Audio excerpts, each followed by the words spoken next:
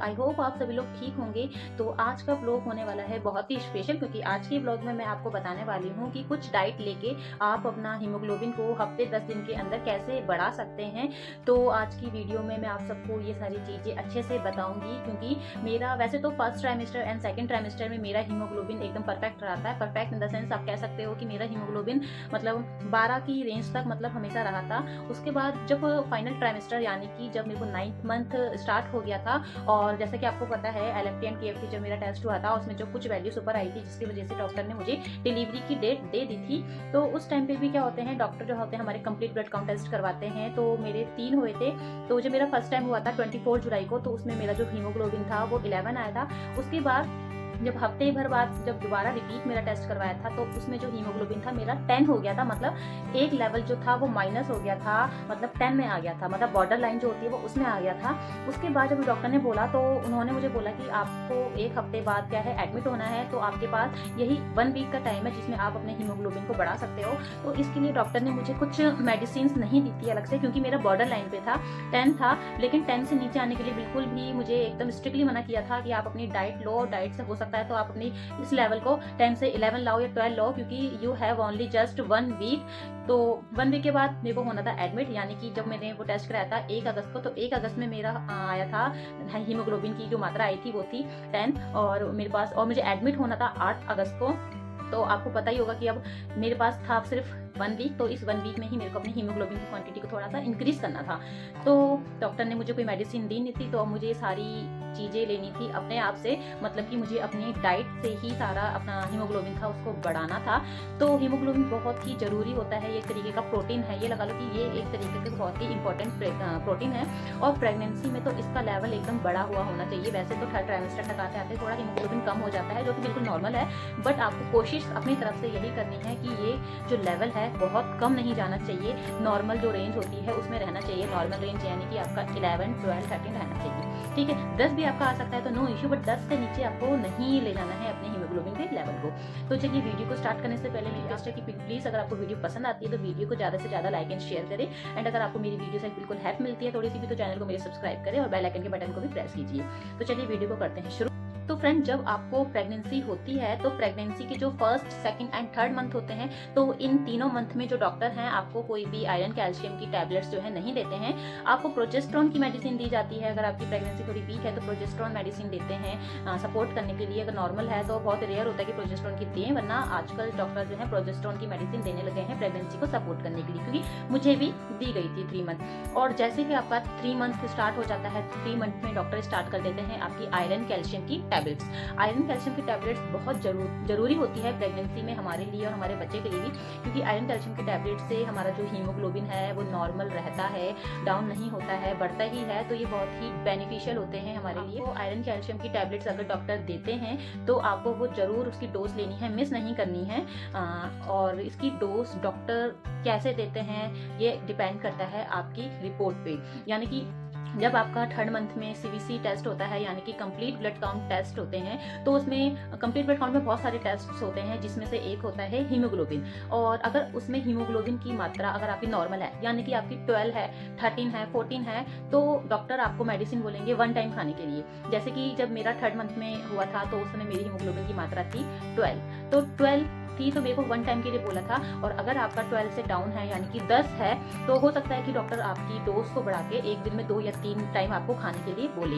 तो depend on your condition, doctor आपकी सारी रिपोर्ट्स देखकर ही ये सब चीज़ें डिसाइड करते हैं कि आपको कितनी डोज एक दिन में लेनी है। तो ठीक है, यहाँ तो बात हुई कैल्शियम एंड आयरन टैबलेट्स का, जो है अपने हीमोग्लोबिन की मात्रा को नॉर्मल रेंज तक रख सकते हैं और इंक्रीज भी कर सकते हैं। तो चलिए यहाँ पे मैं बताने वाली हूँ आपको वो सारी टिप्स कि जब मेरे पास 1 वीक का टाइम था और उस 1 वीक के अंदर अंदर मैंने कौन सी चीजें डेली डाइट में ली, मतलब रोज ली, जिससे मेरा हीमोग्लोबिन 1 यूनिट बढ़ गया। 1 यूनिट मतलब तब इसमें ऐसा होता है कि हमने 1 वीक इतनी सारी डाइट फॉलो करी और सिर्फ इसमें 1 क्वांटिटी ही बढ़ी है।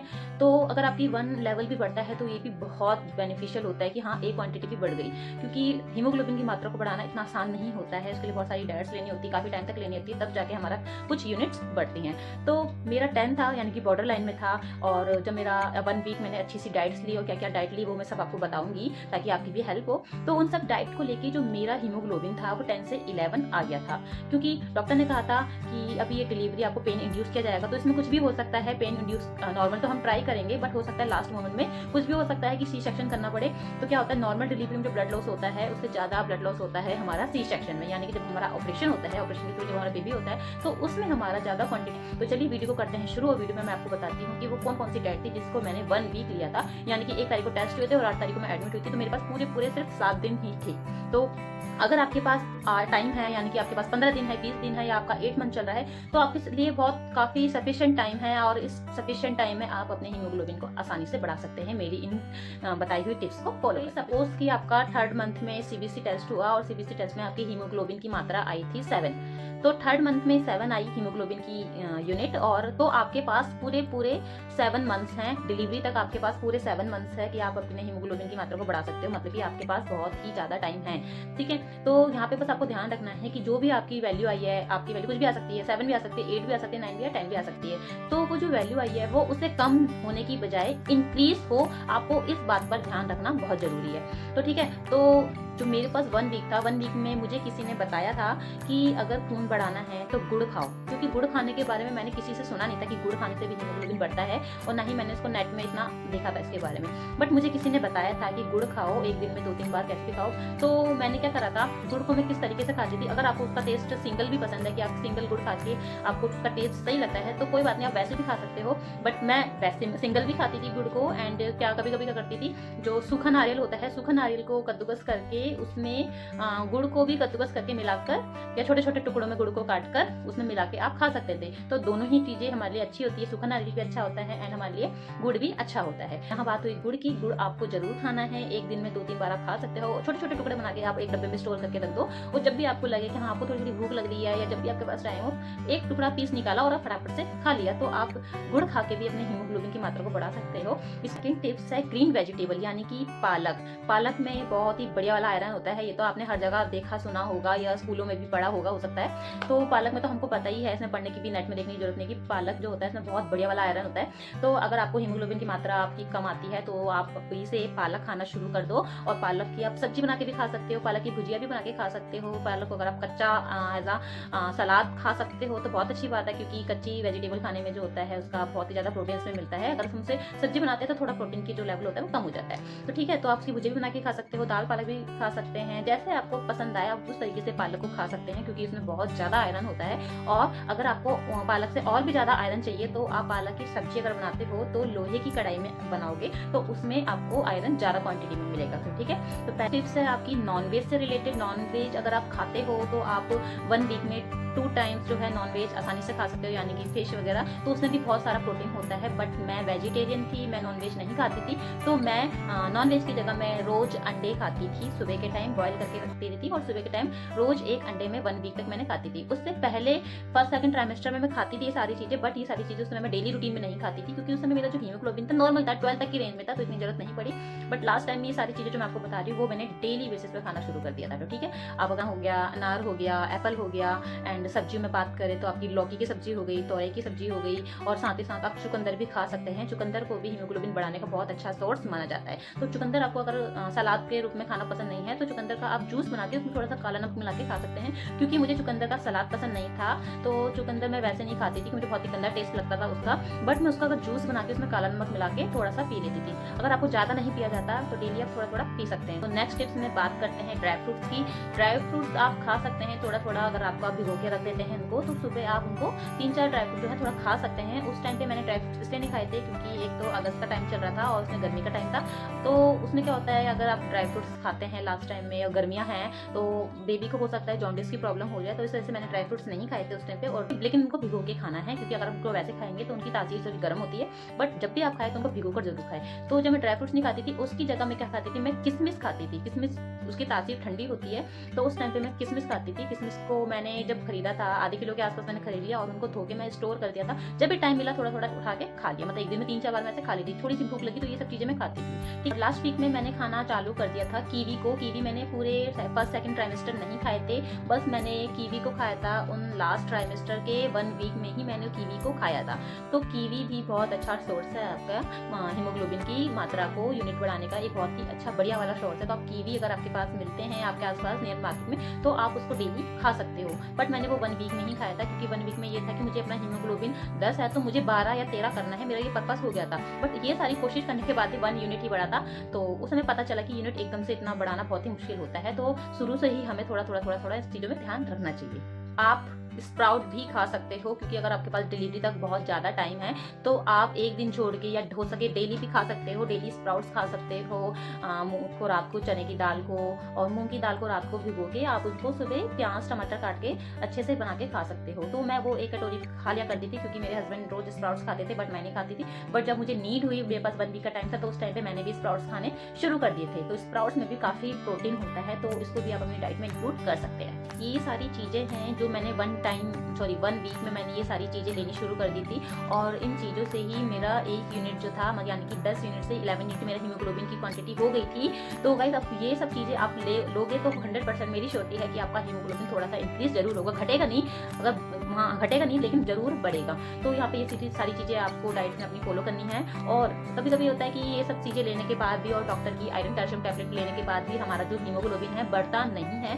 तो ऐसे केस में डॉक्टर आपको आयरन के इंजेक्शन देते हैं। डिपेंड करता है कि आपकी डिलीवरी में कितना टाइम बचा है। वैसे तो मेरी तरफ से ये है कि ये सारी चीज़ें अगर अपनी डेली डाइट में शुरू से जैसे आपको पता चलता है कि आप प्रेग्नेंट है, अगर ये सारी चीज़ें अपनी डाइट में सभी से ही लेना शुरू कर देते हैं, तो मेरी श्योरिटी है कि आपका जो हीमोग्लोबिन है वो जरूर बढ़ेगा, नॉर्मल रेंज तक आपका जरूर रहेगा। बट अगर फिर भी नहीं बढ़ता है और डॉक्टर की मेडिसिन से भी कोई असर नहीं होता है, तो डॉक्टर आपको क्या है, आयरन के इंजेक्शन देते हैं। तो इंजेक्शन भी वो डॉक्टर पहले नहीं देते हैं, बहुत ही जब इमरजेंसी हो जाती है, लाइक आपकी डिलीवरी में बहुत ही कम दिन बचे हैं और आपका हीमोग्लोबिन बहुत ही कम है, यानी कि 7 है, 8 है या 6 है, तो उस केस में आपकी डिलीवरी के कम टाइम बचे होने के कारण डॉक्टर आपको क्या है, आयरन के इंजेक्शन देने शुरू कर देते हैं। ठीक है, बट अगर आपकी डिलीवरी में टाइम है, यानी कि आपके पास 8 मंथ अभी चल रहा है और आपका जो हीमोग्लोबिन है वो 7, 8, 9 है, तो अभी आपके पास टाइम है, तो डॉक्टर क्या करेंगे, आपको मेडिसिन देंगे, इंजेक्शन नहीं देंगे, मेडिसिन देंगे, प्लस आपको अपनी डाइट में खुद ही ध्यान रखना पड़ेगा। ठीक है, तो डॉक्टर बस कितना अपनी तरफ से इतना कर सकते हैं कि वो आयरन कैल्शियम से रिलेटेड सप्लीमेंट्स आपको दे सकते हैं, बाकी जो घर में डेली रूटीन के सप्लीमेंट्स है वो आपको खुद ही लेने पड़ेंगे। तो ठीक है, यहाँ ये सारे टिप्स मैंने आपको बता दी है और मैं आशा करती हूँ ये सारी टिप्स आपको जरूर फायदा करे और हीमोग्लोबिन की मात्रा आपकी बढ़ जाए। क्योंकि गाइस तो ऐसा होता है, जब हमारा हीमोग्लोबिन कम होना शुरू हो जाता है तो हमारी बॉडी में जो रेड ब्लड सेल्स बनते हैं वो भी बनने कम हो जाते हैं। तो इसके लिए हमें ध्यान रखना है कि जो हमारा हीमोग्लोबिन है वो नॉर्मल रेंज तक रहे, यानी कि आपको अपना हीमोग्लोबिन 11 से ऊपर ही रखना है। ठीक है, जब हीमोग्लोबिन हमारा कम होने लगता है तो इसके कई सिम्टम्स भी जो है हमारे निकल कर सामने आते हैं। बस जरूरत है तो उन सारे सिम्टम्स की तरफ ध्यान रखने की, नोटिस करने की हमें जरूरत होती है, क्योंकि ये सारे सिम्टम्स अगर हम नोटिस करते हैं तो हम खुद भी अंदाजा लगा सकते हैं बिना टेस्ट कराए कि हमारे शरीर में हो सकता है कि हीमोग्लोबिन की क्वांटिटी कम है। तो पहला सिम्टम्स है, अगर आपका हीमोग्लोबिन कम हो रहा है तो आपकी ना सांसें फूलने लगेगी। सांसें क्यों फूलने लगेगी, कि आपका शरीर में वीकनेस आएगी, कमजोरी आएगी। तो ऐसे में क्या है, आपकी सांस फूलने लगेगी। अब थोड़ा सा भी चलोगे तो सांस फूलने लग जाओगी, मन करेगा यहीं पे बैठ के थोड़ा आराम कर लो। सेकंड सिम्टम्स है, आपको चक्कर आएंगी, वॉमिटिंग आएगी। और उसके बाद अगला सिम्टम्स है, आपको हमेशा आराम करने का ही मन करेगा।